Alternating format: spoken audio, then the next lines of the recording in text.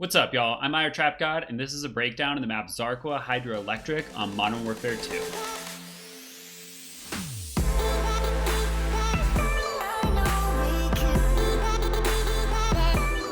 Before we get started, if you guys enjoyed the video, make sure to drop it a like and subscribe to the channel. It really helps the videos get to as many people as possible. Also, if you have any feedback at all, feel free to leave a comment. I read all the ones that come in, and I try to respond to as many as possible. With that, let's jump into the breakdown. So to start off, what we're going to do is just go through the map hardpoint by hardpoint and look at the things around the hardpoint and talk about the popular callouts. So P1 starts right here in the upper middle section of the map. Next to it, you have the red building. You come around over here and you've got pipes. You go up this little area here and you are looking at top pipes. People love to sit up here and guard the point. On the point itself, you've got these barrels that people just call barrels. You can defend pretty well from both sides here. If you come over to the bridge area here, there's a nice head glitch that people call bridge heady. You can also do it on the other side as well. This little structure here, mid-hut is what people call it. And then mid-cut is this little corridor here. This is also referred to as mid-cubby. Water is obviously all around this point, so to distinguish, you have outer water, and then you come over here and you have inner water. As you move towards P2, you've got dome up here, specifically top dome. People love to use that cover. L or elbow is this little corridor right here. And then bottom dome through this doorway. P2 itself is in these ruins back here by the spawn. Again, you have outer water. As you come through the point, you have back door, side door over here, and then people don't really have a name for this spot back here. I've heard back hill or just back spawn. Looking ahead to P3 now, we're back over at the red building from P1. The actual point is on the first floor down here. You've got this nice little spot called Cubby that people hide in. You've also got Water Hop here, or Pit. You can swim up through there from a lot of different places and cross over from P5. Coming back here to back red, you have the blue building back here. People just call it blue, and there's a lot of spawns back here, so it's a pretty important spot. Heading on over to P4, we're going to go through this little area here. People call this ruins. So I've heard people call it arches as well. Right here, you've got double arches. And this is another really popular spot that people will defend from. Coming up to the point here, it's in the bottom right corner of the map. You have this building called Broken. You can come up here and get on the planks and, climb on the walls. I'll talk a little bit more about that later. Coming out to the side, you've got Catwalk, which is a pretty dirty flank for this point. And then finally, there's a head glitch back here. This one is super strong, and so people call it God Rock. It's got a great angle on all of the entrances to the point. So heading on over to P5. It's in this generator building. I've heard people also call this building red, which kind of confuses me. I just call it the P5 building. Coming through here, you got window in this little room called Small. Office is this little nook back here. And then out in front of the point, you've got Cinder Block, which is this big section of cover here. Entrances to the point, you've got back door and front door. Pretty self-explanatory. And then you come to the back and you have mid or back rock. Next, we're going to go around the map and look at just some nifty things that you might not have actually known about. The first thing is that the water on this map is huge.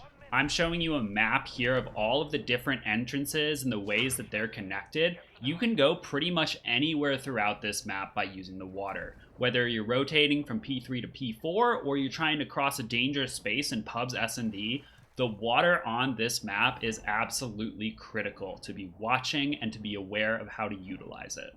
Next, let's go over to the broken building that I mentioned on P4. There are a lot of different places that you can go in this building. This little platform here is nice to defend from.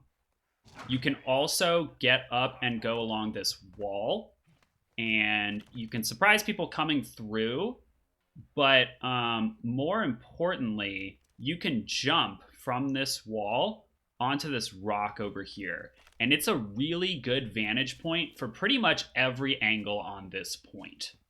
You can also go on this wall up against double arches and get a nice angle on ruins there, or just on people coming through. And then, of course, most people probably know you can get on these planks. Moving on over to the blue building, there's an area back here where you can run through the out of combat area sign and actually get across to the other side of the blue building. You can also jump back in case you're trying to apply pressure to the spawn or just try to flip the other team out. It's really nice to know about. There's also this really nice head glitch back here that makes it a lot easier to defend if someone's trying to push this spawn. Jumping over to P5, I think this spot is probably G8 and competitive, but if you're playing pubs or just in general, it's good to be aware of. You can get up onto this light post and get some interesting angles. Over on P1, you've got this little blue generator thing here. You can stand on top of it and actually mantle onto mid hut and get an angle on top window. You can also come over onto this little cover structure here and jump from there into top window. Jumping on over to P3, you've got this little water valve here. You can climb up there and actually get up to top pipes from there. Also on P3, you can use the ledge that's on the outside of this wall, and then you can go up and mantle the roof and get up to top pipes this way. You can also use the other ledge next to pipes here to get over to P1 without having to swim or jump. My last tip for this map is that you can jump onto these railings that are sticking out of the windows on P5 and get up to it that way. I will say the mantle prompt is really finicky and I haven't really figured out how to get it consistently, so it's up to you if you want to take the time. Finally, let's get into some grenade spots. This first one's going to be off spawn from the spec grew side. You're going to run up along red and throw your grenade straight up into the air, slightly to the right of red towards that tower in the back. What it's going to do is land straight onto L. A lot of people run up to that spot and use it as cover to guard the point. The next spot is back here up against this wall. You line up your sight with that little dip in the rock, and then you go all the way up to where the clouds stop being dark and throw your grenade. What this is going to do is it's going to land directly onto top pipes. It's very difficult to kill someone there when you're spawning back by this blue building on P3, so this one really comes in handy. Something else that I think is really interesting about it is that players can have trophy systems on P3, but this grenade will still get through and kill them. This next spot is over by the L corridor. On the second stair, you're going to go up against the rock wall, aim between the two railings, and go up above the dark clouds. What this is going to do is go straight into the top window that watches over P1. It's either going to stick them or land directly next to them so that even if they're using flak jacket, they're still going to die. This final spot is the easiest. It's over here by double arches. You just get up against the edge of the boardwalk here and line up with that little bump in the wall, and then throw your grenade slightly above it.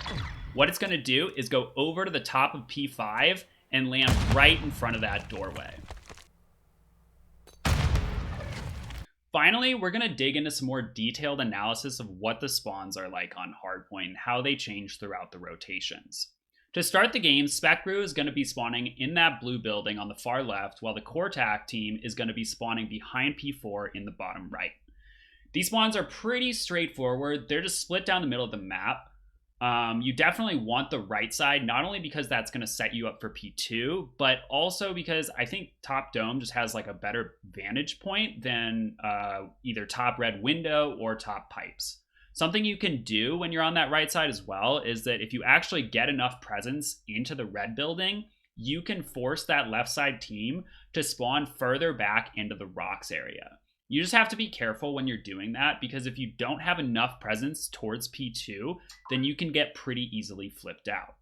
In general, both teams on P1 want to be aware of that lower section of the map. It's going to be a lot quieter, but don't let the other team roam free down there or else they're going to flip you out.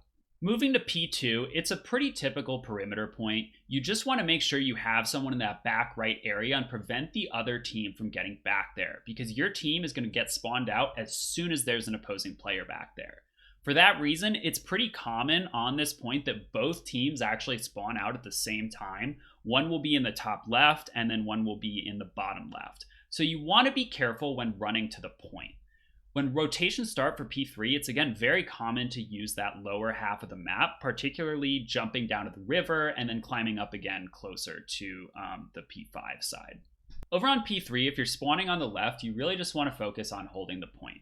You have to push out really far to force that right side team to spawn further away. So in my opinion, I don't think it's worth the risk of your team getting flipped out.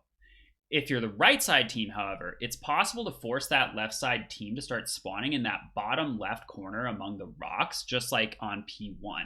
When that happens, you can really put them in the blender by just pre-aiming that lane into that area from blue. P4 is another perimeter point, and a lot of the same things as P2 goes on P4. You want to make sure to keep control of that back area, because as soon as an opposing player gets back there, your team is going to start spawning out. When you have those right side spawns, it's actually possible to force the left side team to start spawning further back in the red building by P3. You just have to get enough presence into that broken building to make that happen. Again, for this point, keep in mind that if that back spawn is highly contested, neither team is going to be spawning into the point, so you want to watch your mid cross as you're running over.